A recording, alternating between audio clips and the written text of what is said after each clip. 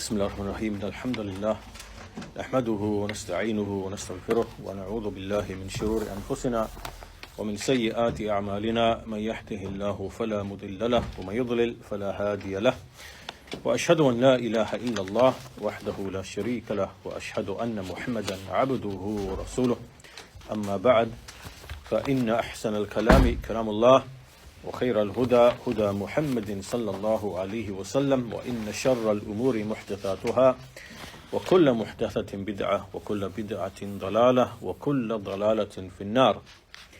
So today is lesson 18, the 18th lesson in our series on this book, Taqreeb, Tadmuriyyah. And in the last lesson, we finished looking at the fourth of four groups and their position as it relates to Allah's names and His attributes and His actions. And if you have this sheet available, this particular one here, you can see that on the right hand side is the people of the Sunnah. And so what we looked at so far is the Ash'aris and Maturidis, which is in the column next to that, and then the Mu'tazila, which is the column next to that. And then this group here, in fact, divides into two, right? The Jahmiyyah and the philosophers. Because if you remember, in the sequence that we've done so far, we have those who affirm some of the attributes and negate others. Right, so this is the Ash'aris and the Maturidis. They say that we affirm some of the attributes that reason proves that Allah must have those attributes, right? So they base it upon reason. And then they deny everything else on the basis of reason, right? So this is the group here, Ash'aris and Maturidis. Then you have the Mu'tazila, and they deny all of the attributes. They say Allah has no attributes. And then they make an outward display of affirming the names. So they say Allah has the name Ar-Rahman, Ar-Rahim, Al-Hakim, Al-Aziz, and so on and so forth. And they say these names are just labels. They don't really represent actual attributes. Right? So this is this group here, the Mu'tazila. Then we have these two groups here, and basically what they do generally is they deny any positive affirmation of any attributes, right? So they won't say Allah is hearing, Allah is seeing, Allah is just, Allah is powerful. They won't give any positive description or attribute. Rather, they will use negatives. So they will say Allah is not blind, Allah is not hearing, Allah is not incapable, Allah is not, does not become tired. They will use negatives and avoid affirming anything positive, right? However, there really should be another division here, another one, because there's another group which are the extremists, which is what we discussed in the previous lesson, right? So these people, they will just, generally speak in negatives and not affirm anything positive, right? These two groups. So there's another group here, which are the extremists among the extremists, and we discussed them in the previous lesson, and they say that we will not speak about Allah neither with affirmation nor with negation, right? So we are not going to say Allah is hearing and seeing, nor are we going to say Allah is not deaf and not blind. Right? We're going to avoid both affirmation and we are going to avoid negation. Right? So this is the most corrupt of statements, and really it's, in a way, it's making Allah to be from among the impossible things, right? Because if you say that I will not say exists and not exists, these are two opposites which both, you can't negate both and you can't affirm both. You can't say this thing exists and doesn't exist, and you can't say this thing does not exist, nor does it not exist, right? These are opposites. These are two diametrically opposed things, and you can't affirm both and you can't negate both. If one exists, if one is present, the other one can't be there. But this is what they do. And so this view, the most extreme of these views, we covered it in the previous lesson. We looked at their arguments, we looked at what they are basically saying, and we looked at the various responses and refutation, to their statement. So today, what we're going to do, the next part in the section that comes, the next chapter, is really we're going to round up some of the conclusions from what's preceded, and from this point and the rest of the book, what Shaykh al-Islam Ibn Taymiyyah does is basically he's going to conclude the discussion by mentioning two principles, 2 examples, and 7 rules, right? This is what's left in the rest of the book. There are 2 principles that we are going to look at, start them today inshallah.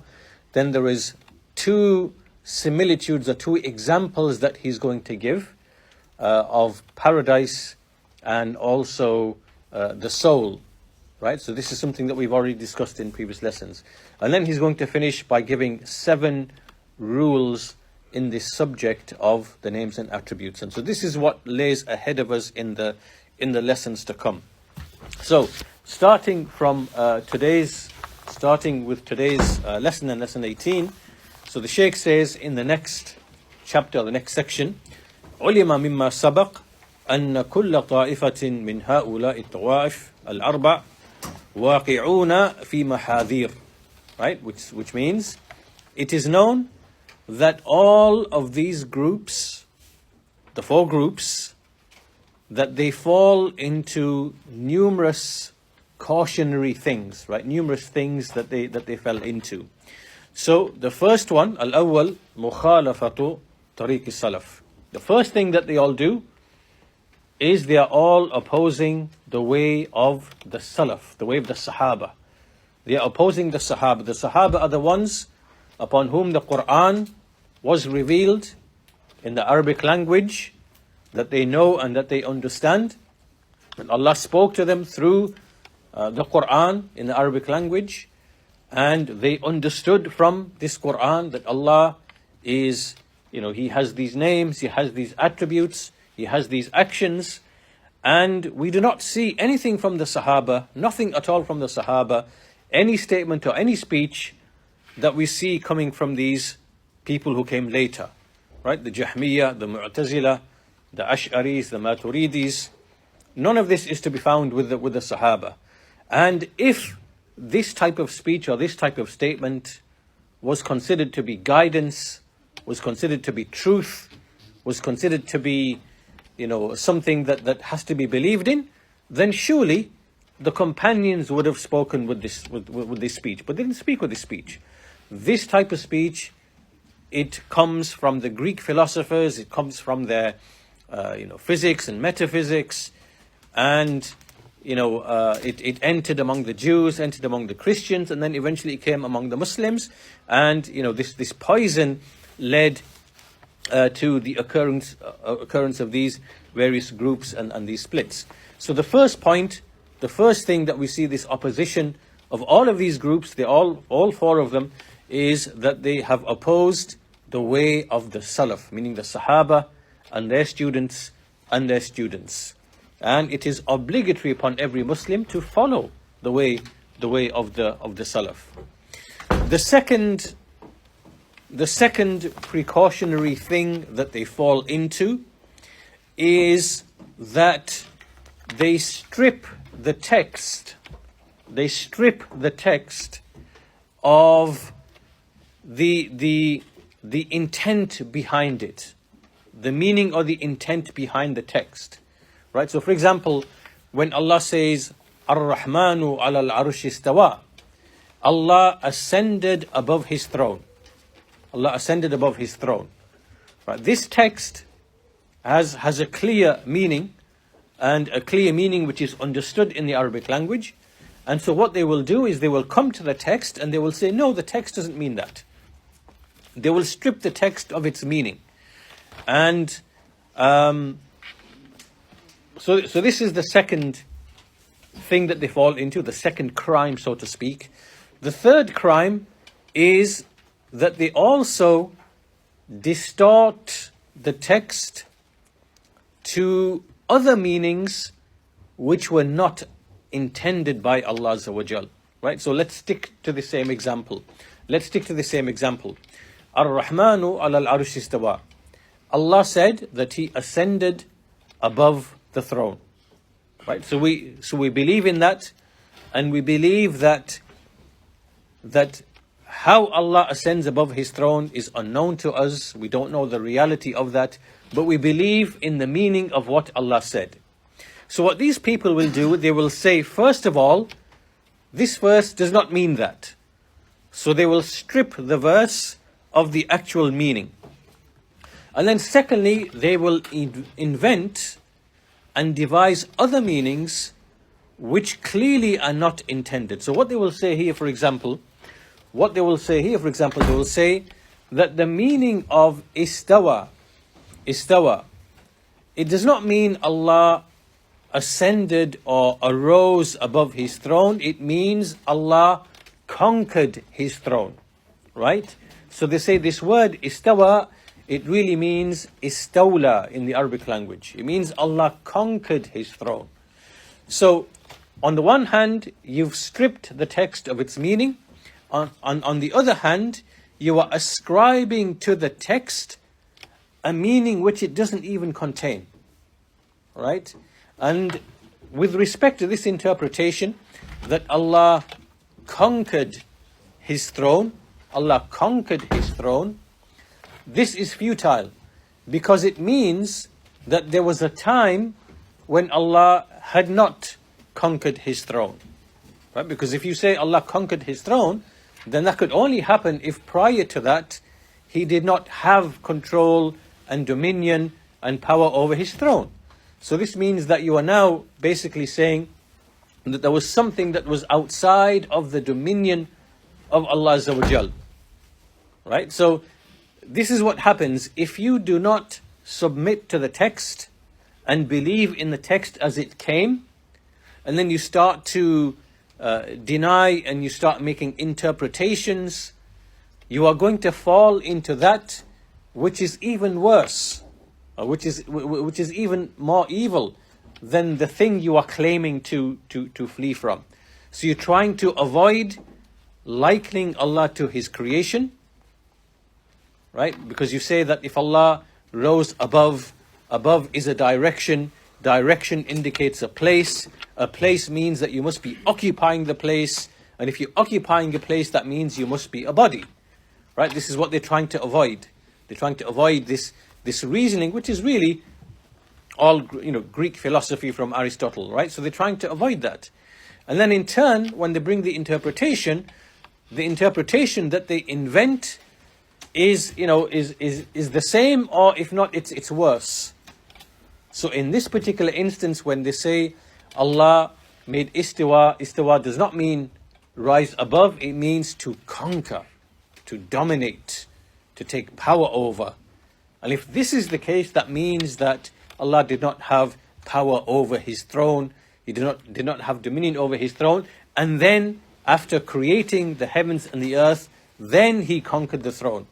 Right? So this is now ascribing deficiency to Allah Azza wa Jal.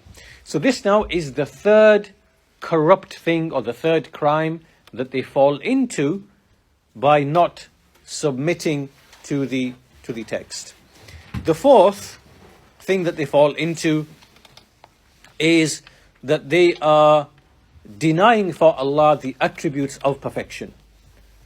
Right? These are attributes of perfection which are contained in these texts. So whether it is the names of Allah, Allah is Al-Hakim, Allah is All-Wise, Allah is Al-Alim, All-Knowing, Allah is Al-Qawi, the powerful, Al-Qadir, again the powerful, and so on and so forth. whether it's the names or whether it's the attributes, Allah's wisdom, Allah's mercy, Allah's face, and so on and so forth, or whether it is Allah's actions, right? You are negating from Allah what are the attributes of perfection which these texts contain.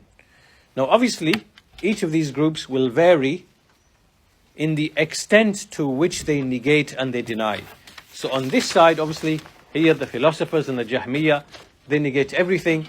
So they are negating perfection from Allah. They are negating everything. And then these people have a share of that depending on what extent they negate the attributes and the names.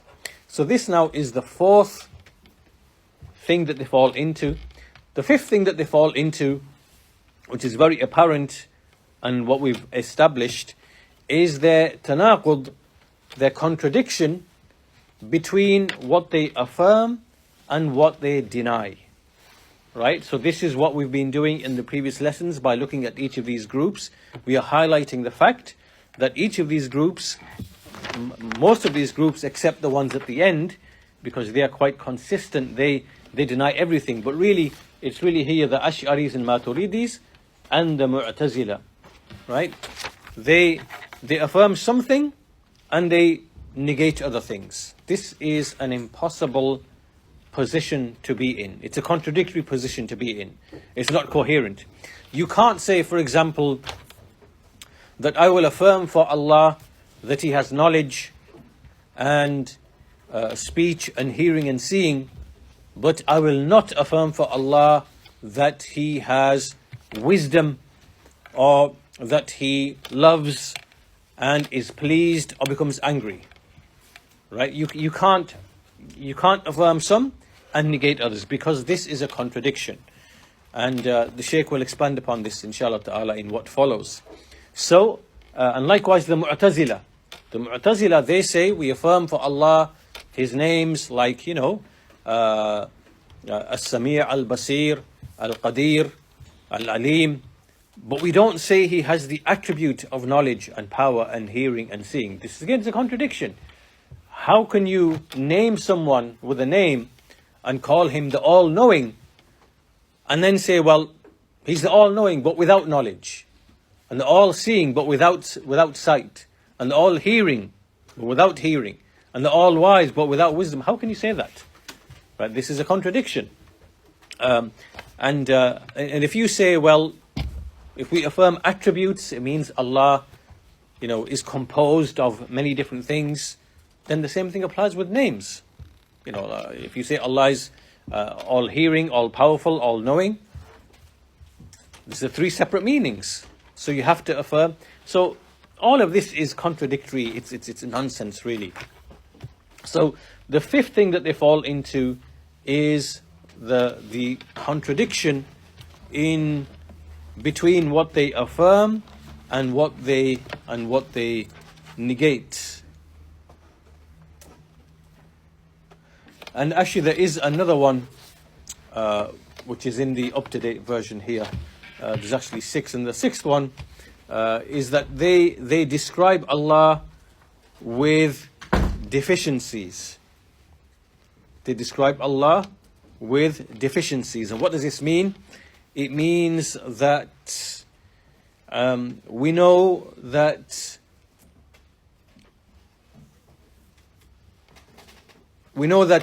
everything in existence must have at least one attribute, right? Everything that exists must have at least one attribute. Very clear. And anything that doesn't have any attributes simply cannot exist. So by them denying attributes for Allah subhanahu wa ta'ala, they are basically ascribing to Him deficiencies and likening Him to the non-existing things. Right? If you deny for Allah that He has any attributes, any descriptions, then you are likening Him to the non-existing things, and you are ascribing a tremendous deficiency to Allah subhanahu wa ta'ala.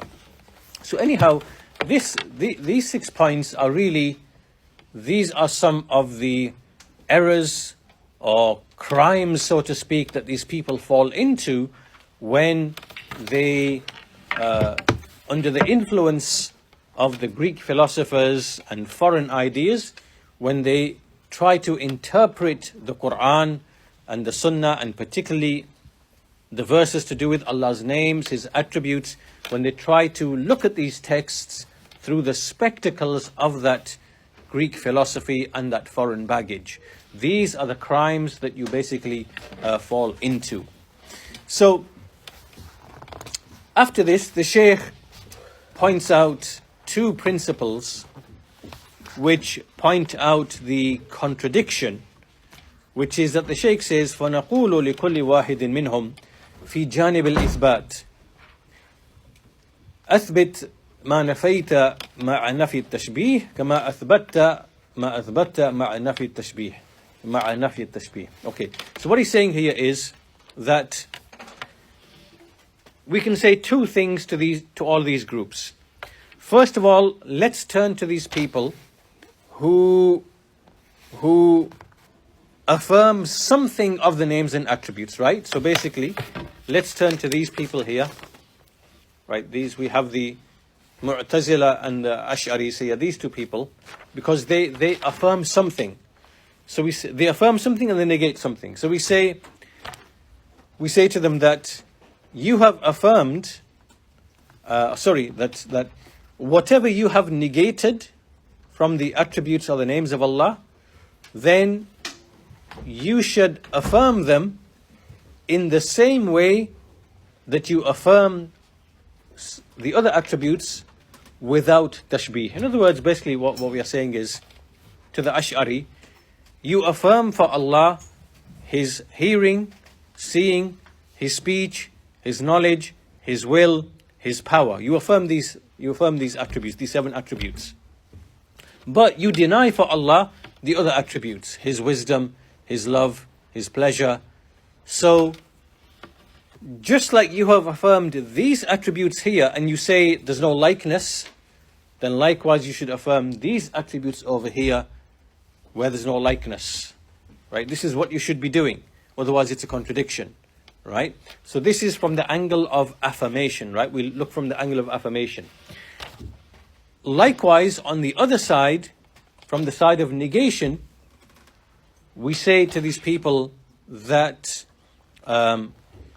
you have negated what you have negated, fearing tashbih. Right? So you've negated Allah's love, pleasure, wisdom. These are attributes you negate because you fear likening Allah to His creation. So if you're doing that to the things that you've negated, why don't you do the same thing to the things that you are affirming? Why don't you say, we shouldn't affirm for Allah power or knowledge or hearing or seeing or speech, because we will fall into resembling Allah to His creation, right? In other words, we are asking them to be consistent from both angles, right? Whether it's from the angle of affirmation, right? Because you Ash'aris, you are saying, we affirm for Allah His knowledge, His hearing, His seeing, His will, His power, right? His life. And this does not mean that we are likening Him to His creation.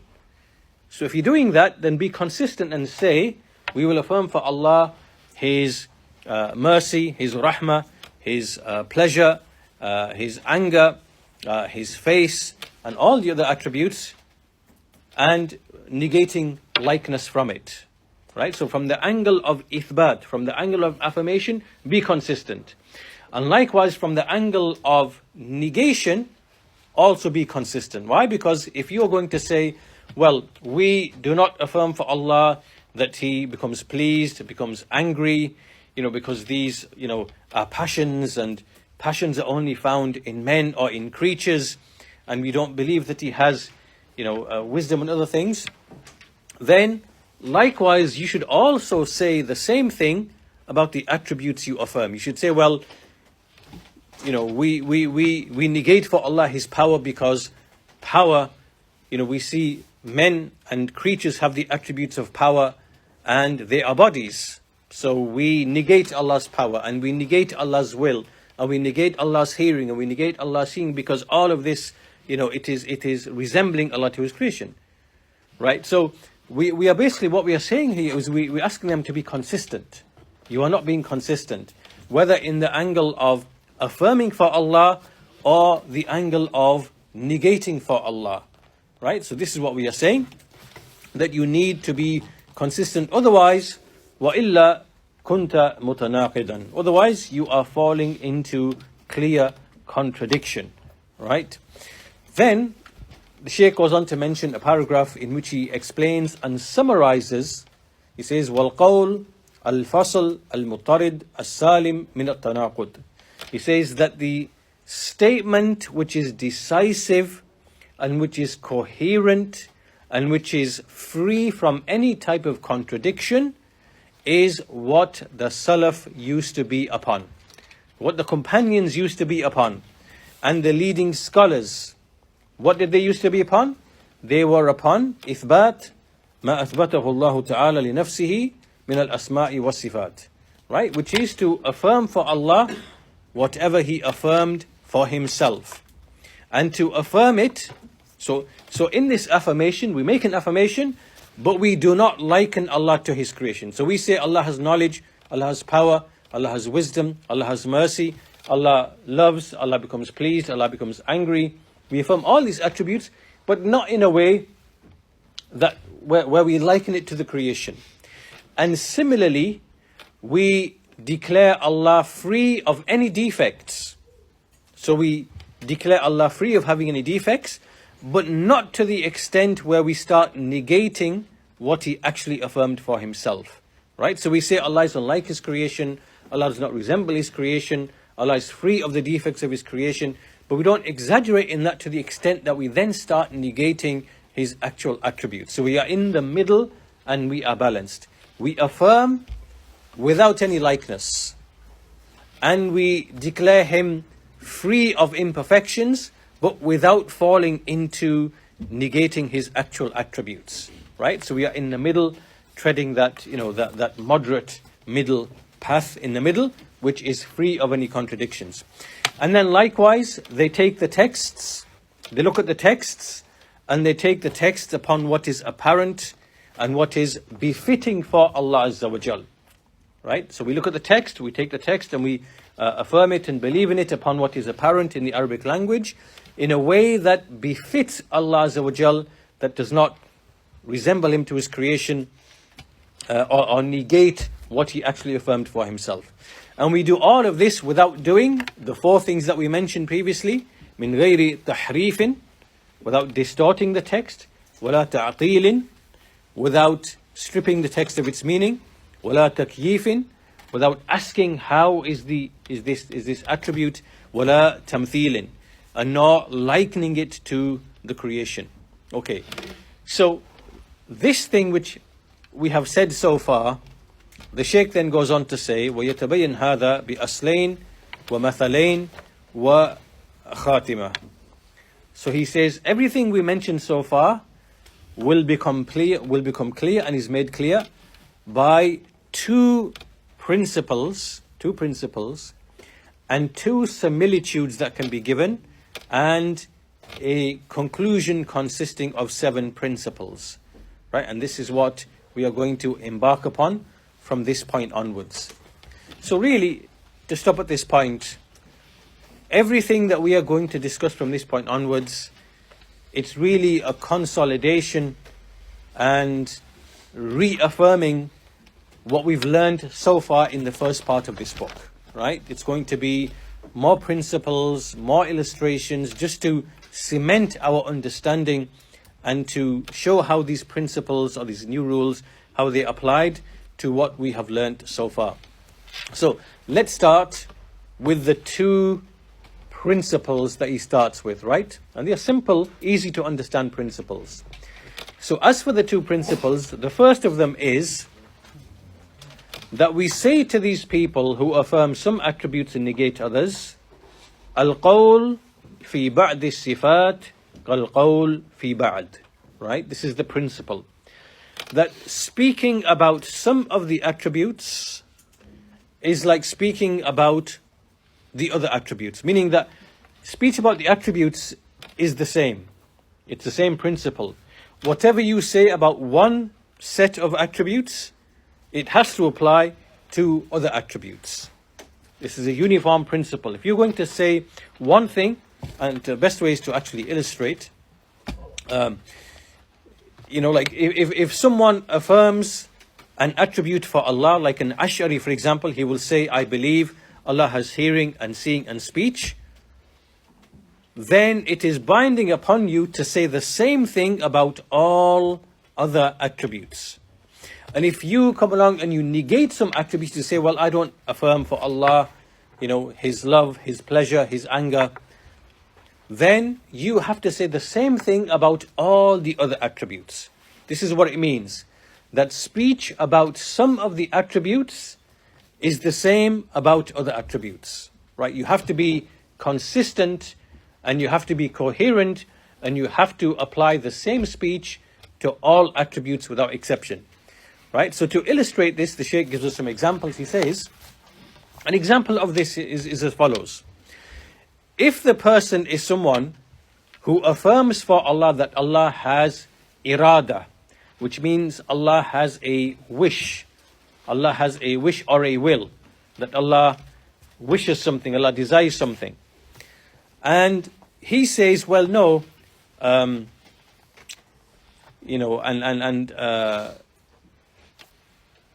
he affirms for Allah his will and his wish, but he denies for Allah anger. Right? Because this is what the Ash'aris do. They say, we believe Allah has a will, we believe Allah wills, but we don't believe Allah becomes angry. Because, anger is really, it's a human passion. This is what they say. So then what they do is they try to interpret anger, because in the Quran, Allah Azza wa Jalla clearly says that Allah becomes angry. Right? And Allah becomes angry. He clearly says that in relation to certain groups of people. So they have to somehow explain away what does this mean then? What is this anger? So what they do is they say the reality of Allah's anger is not anger, but it's simply Allah's desire to seek revenge. Right? So if you now say, well, if you're going to explain it away and say Allah's anger doesn't mean anger, but it actually means Allah's wish or Allah's will to punish that person. Right? So, what's the difference between the anger that you are denying and the will or the wish, the irada that Allah wills and wishes that you are affirming? What's the difference between these two? Because if you're going to say Allah cannot have anger because anger is a human passion or a feeling, then irada, meaning to want something or to will something or to desire something, to want something, that too is a human passion. So according to you, right? So how can you affirm for Allah that Allah wishes, yurid, desires, which is what the Quran says? Allah yurid, Allah, He's the fa'alun lima yurid, the doer of whatever He wills. And then you negate that Allah becomes angry when there's no difference between the two, right? And they're both mentioned in the Quran as well. So this now is a clear contradiction. You are violating this principle that if you speak about one attribute, then it's the same as speaking about other attributes or the rest of attributes. If you are going to say that Allah becoming angry is a human passion, therefore He cannot be described with anger, this is a deficiency, and it would make Him to be like the creatures, then you have to say the same thing about Allah's irada. You can't have it. You can't have it both ways, because there's no difference between these two things. And if you are going to affirm Allah's wish, Allah's irada, Allah's desire, and you say, well, it doesn't necessitate likeness to the creation, and Allah's irada is unlike that of the creation, then say the same thing about Allah's anger. Allah becomes angry, but he becomes angry in a way other than how we become angry. We become angry in a certain way because, we have a certain makeup and a constitution and a certain reality. But Allah's anger is unlike our anger. Okay, so once we give this answer, this person will come back and say, well, okay, when I affirm for Allah His irada, I affirm it in a way that befits Allah, and I affirm it in a way that does not contain any kind of resemblance or likeness, right? Allah's will, Allah's irada is not like the irada of the creation. This now is the counter response that he gives. So then our response to that is, well, why don't you say the same thing about Allah's anger then? Why don't you say the same thing about Allah's love? Why don't you say the same thing about Allah's pleasure, Allah's rida, and Allah's mahabba, and Allah's, anger, ghadab? Why don't you say the same thing? What's the difference? If you are saying, I affirm Allah's wish, Allah's desire, in a way that doesn't resemble the creation, then upon this principle that speaking about some of the attributes is like speaking about the other attributes, then why are you not applying this equally and uniformly to all of the attributes? Right? So then he will come back and he will say, well, okay, anger, what is anger? Anger is when the blood of a person becomes agitated inside of his body, and that agitation is, because he wants to seek revenge or something like this, and this is what anger is, then how can Allah be described with this? How can you affirm this for Allah? And again, this is like a counter argument that the Ash'ari will bring. And so we can say exactly the same thing. We can give a number of responses. We can say, first of all, what you are describing of the blood, the face becoming red and the blood flowing, first of all, that's not anger, that's the effect of anger. Right? That's the actual effect of anger. Anger is something that precedes that effect. It's not synonymous with the anger, firstly. Secondly, just like you try to explain anger in terms of the reality as it is in a human, or the effects, then we can do the same thing with irada, which you affirm. We can say, well, okay, Allah has irada according to you. What is irada? Irada, which is basically, it is that where a person's soul is inclined towards something which brings about benefit, which is of benefit to him. This is irada, right? A person wanting and wishing and desiring. This is irada. So it's the inclination of the soul to something that brings about benefit to him, or or basically to repel, that will repel harm from him. This is the meaning of irada. We can give that meaning, and we can say, okay, well, how can Allah be described with that then, if that's the meaning of irada? Do you understand? We can do that. We can do the same thing. What the Ash'ari is doing, as it relates to the attributes which he denies. So then he says, if he says, well, what you are describing here of the soul being inclined towards something that is of benefit to it, this is something that applies only to the creation. What you are describing is the irada of the creation, not the irada of the creator. Then our response to that is to say, well, that's exactly the same with Allah's anger and with Allah's pleasure and with Allah's love, right?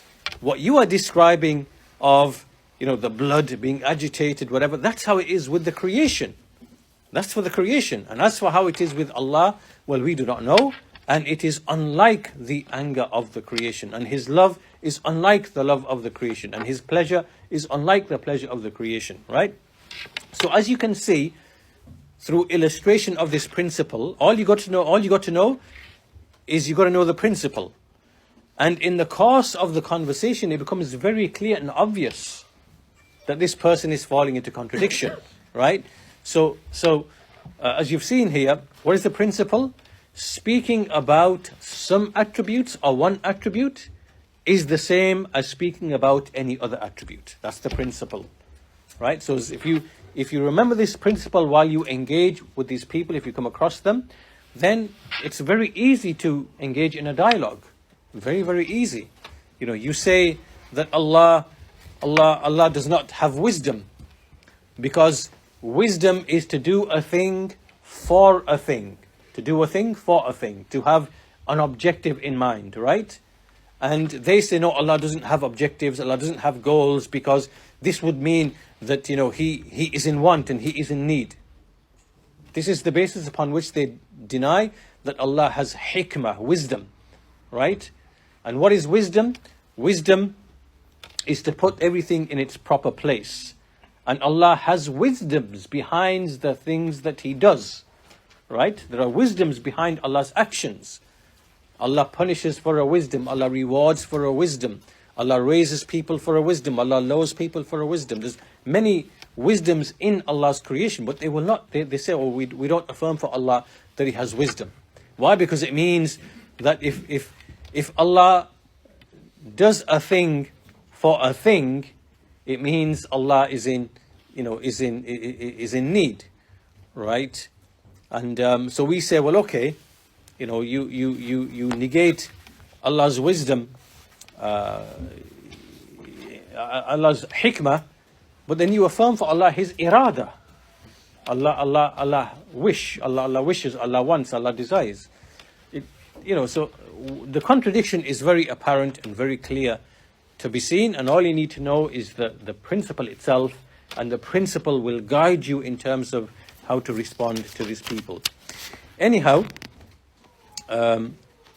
this, and then after all of this, if they say, after all of this, well, you know, the irada that we are affirming, it's reason that proves to us that Allah must have irada. Then we can say the same thing. Well, reason also proves to us that Allah has anger. Because do you not see people being punished, and nations being destroyed, and nations being sunken into the ground, and nations being harmed, you know, in so many different ways, whether in the past or even in what is current, you know, all of these things that happen, they are evidence, rational evidence that the Lord, the Creator, you know, becomes displeased and becomes angry. Conversely, all of the benefits we enjoy is a sign of Allah's mercy, right? So if you argue, well, the reason why I affirm this attribute is because of reason, then we likewise can bring arguments of reason to prove the attributes that you deny. So you have no escape, right? So this is like a line of reasoning that follows the principle: speech about some of the attributes is just the same as speech about the other attributes, right? This is really a principle about being consistent and being coherent. The next principle of the two, the second principle of the two, is similar, which is that it is said to those people who affirm Allah's essence, right? Allah's that. Allah has an essence. Allah has a being. What does it mean? That Allah has a true and real existence outside of the mind, outside of this creation, that Allah actually exists, and He has an actual existence, He has an actual being, right? So obviously some of these groups, they affirm for Allah that Allah has an essence, has a being. So we say to them, the principle is that speech about the attributes is the same as speech about His essence, right? What was the first principle? The first principle was speaking about some attributes is the same as speaking about other attributes, right? You have to be consistent. The second principle is between the essence and the attribute. Speaking about Allah's essence is the same as speaking about His attributes. You can't distinguish between the two. And you have to be consistent and speak about both in the same way, right? So in other words, if some of these groups believe and say that we believe Allah actually exists, and we believe He has an essence, and we believe His essence is unlike the essences of the creation, right? Then, then it is binding upon these people to also affirm for Allah His attributes, right? Because the attributes follow on from the essence. Whatever the ruling is about the essence, then the same applies to the attributes, right? Let me give you an example that we've given many, many times over and over again. We have an essence. What's our essence made of? The dust of the earth, it is flesh, it is bones, it is whatever else, is in the body. But then the jinn also have an essence. The jinn are beings, and they have a true and real existence, right? And they also have attributes. They eat just as we eat. They speak as we speak. They have knowledge as we have knowledge, right? But we don't know the realities.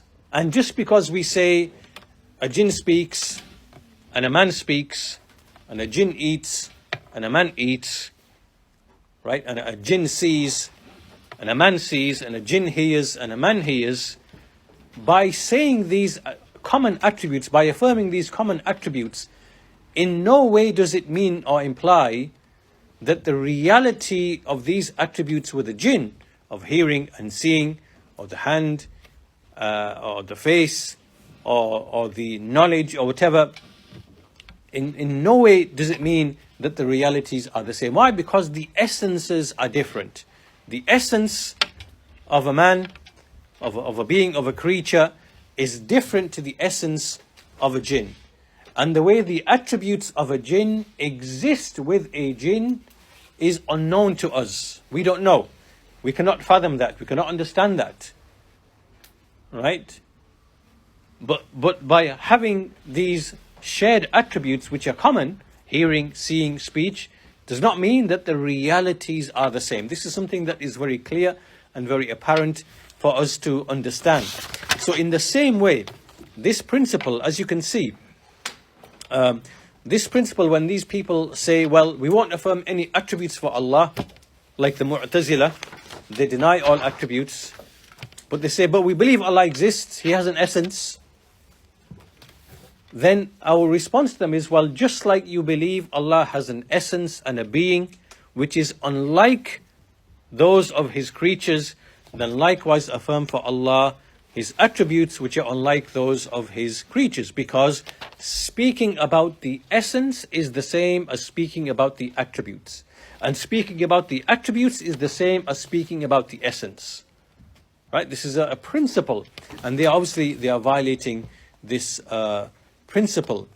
So then obviously we have like a dialogue that then ensues on the basis of this principle, right? So once we establish this principle, that speaking about the essence of Allah is the same as speaking about the attributes of Allah.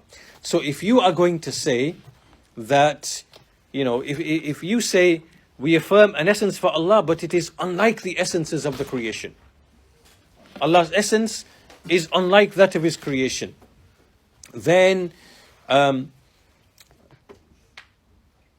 or we can say to them, well, you affirm an essence for Allah, you have now likened Allah to His creation because you affirm an essence for Allah, right? And creatures have essences, they have bodies, they have a being, right? So just by you saying Allah has a being, an essence, have you not likened Allah to His creation? Because what's the difference between speaking about Allah's essence and speaking about Allah's attributes? Because you are the ones who are saying, if we affirm for Allah power and hearing and seeing and speech, it means we have likened Allah to His creation, because these attributes only exist in created bodies. If you are going to say that, then likewise we can say, if you affirm for Allah an essence, then you've likened Allah to the creation, because among the creatures, all creatures have essences, meaning they have a being, right? So we can say that argument to them, and they got no response, because this is a contradiction right? It is incoherence. And likewise, we say to the Mu'tazila and people who affirm Allah's essence, you say you believe Allah exists, He has an essence. Why do you not say the same thing about the attributes of Allah subhanahu wa ta'ala, right? So this reasoning is very clear and very apparent. It is similar to the previous principle where we are saying speech about one attribute is the same about the other attributes. This principle is speech about the essence of Allah is the same about speech about of His attributes, right? You've got to be consistent in that respect as well. So now there's an actual example which is given to illustrate this point. مثال ذلك إذا قال إن الله استوى على العرش فكيف استوى فكيف استواؤه. So one of these people might come along and say to us, okay, you say Allah ascended above His throne. Explain to me, how did Allah ascend above His throne then? Tell me, how does Allah ascend above His throne, which you believe in, right? He's trying to draw us into speaking about something that we have no knowledge of. We don't know the reality of how Allah ascended above His throne. But when this type of doubt or argument is presented to us, what do we say? We say, okay, we say to him, speech about the attributes is just like speech about the essence, the being. So can you now tell me, how is the essence, how is the being of Allah? Right? So we pose the question back to this person. If someone says, how is Allah's love? What is its reality? How is Allah's mercy? What is its reality? How is Allah's ascending above the throne? Explain that to me. We say, well, okay, speech about the attributes of Allah is the same as speech about His essence. So I should ask you, how is the essence of Allah? Explain to me what is the dhat or the essence of Allah? What is it like? How is it? Explain it to me. How is it? He is obviously going to say, well, I don't know. I have no knowledge of how is the essence of Allah subhanahu wa ta'ala. Then you say, well, likewise, we have no knowledge of Allah's istiwa. We have no knowledge of His anger or His pleasure, how it is.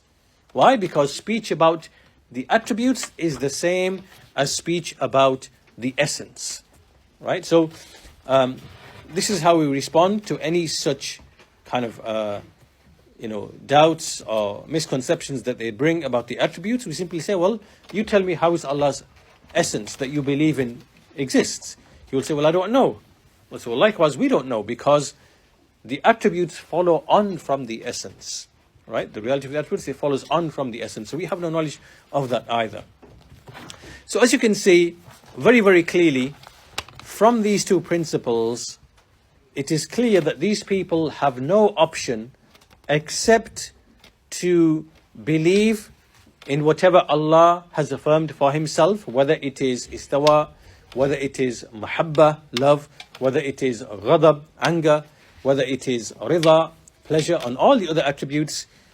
They have no option except to affirm all of these attributes and to know that the realities of these attributes do not resemble and are not like the realities of these attributes in the creatures. Right? This is not necessitated whatsoever. Just like the example that we've given many times over with the issue of the jinn, the attributes of a jinn follow on from the reality of its essence. Right? Just like the attributes of ourselves and creatures follows on from our essence. And the realities are not the same, even if the attributes and the names and the labels, are shared between the two. The realities are actually different. So, after all of this, the Shaykh then goes on to mention a famous statement from Imam Malik, rahimahullah. Imam Malik, one of the great Imams from the era of the Salaf. What happened is that a man entered into the gathering of Imam Malik, and he was a man who had entered into some of this type of kalam and this rhetoric. Right? So he came and he entered into the gathering of Imam Malik, and he said that we know that, Allah said that He ascended above His throne. كيف استوى? So he said to Imam Malik, how did He ascend? How did He ascend? And Imam Malik, rahimahullah ta'ala, he became silent, then he became angry, and the signs of anger became visible upon him. And then he made this famous statement, which is also a statement that his own sheikh before him, called Rabi'ah, he made this statement as well, but it is famously known from Imam Malik. And he made this statement, he said, Al-istiwa ma'loom, wal-kayf majhul, wal-imanu bihi wajib, was-su'al anhu bid'ah. Which means, and it's a beautiful summarization of the essence of the position of the Salaf, of the people of the Sunnah, right? So he said, and we can apply this to all attributes. He said, Al-istiwa ma'loom. This attribute of al-istiwa, it is known. It's ma'loom, it's known. Meaning it has come in the Quran and its meaning is known. Wal-kayf majhul. How it is unknown. The kayf, meaning how it is, the reality, it is unknown. Wal-imanu bihi wajib.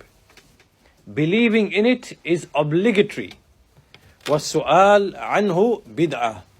And to ask questions about it is an innovation. Innovation in religion. It is heresy in religion to ask the likes of these questions. And then he ordered that the man be expelled from his gathering. Because this man, was obviously, by way of this question, he's intending controversy. He's intending to cast doubt and aspersion upon what has come in the Quran and the Sunnah. And Imam Malik ordered the man to be expelled from his gathering. Okay, so what we'll do, inshallah, we'll end up on this statement of Imam Malik. Inshallah, in the next lesson, we'll elaborate upon the statement of Imam Malik, rahimahullah, as the Shaykh elaborates upon it. But for today's lesson, we'll really conclude. And what we've established in today's lesson then is we looked at some of the things that the people of Kalam and the people of philosophy, these groups that we mentioned, the 4 or 5 groups, they fall into. They fall into numerous crimes or numerous mistakes. We mentioned 5 or 6 of them. And then after that, we started looking at 2 principles which are very important principles to know and to understand, and which aid you in being able to counter the misconceptions that these people bring, these people who deny Allah's names or His attributes or His actions or part thereof. And they are very simple, basic principles, right? To speak about some attributes is like speaking about the rest. To speak about the essence is to speak about the attributes, and vice versa. If you know these 2 principles, then these will guide you in any type of discussion or dialogue, and they will allow you to address any kind of misconception, and you will force this person to be consistent, or otherwise accept that he is falling into contradiction, and there is contradiction in his belief, in his position, right, which cannot be resolved. So anyhow, we'll finish on that note, inshallah ta'ala, and in the next lesson we'll speak a bit more on this statement of Imam Malik, rahimahullah, and after that we will look at the 2 similitudes mentioned by Ibn Taymiyyah, rahimahullah, which are paradise and the soul. Paradise and the soul, right? So inshallah we'll look at that in the next lesson. And upon that note, we'll conclude today's lesson. Walhamdulillahi Rabbil Alameen. Wa sallallahu ala nabiyyina Muhammad wa ala alihi wa sahbihi ajma'in.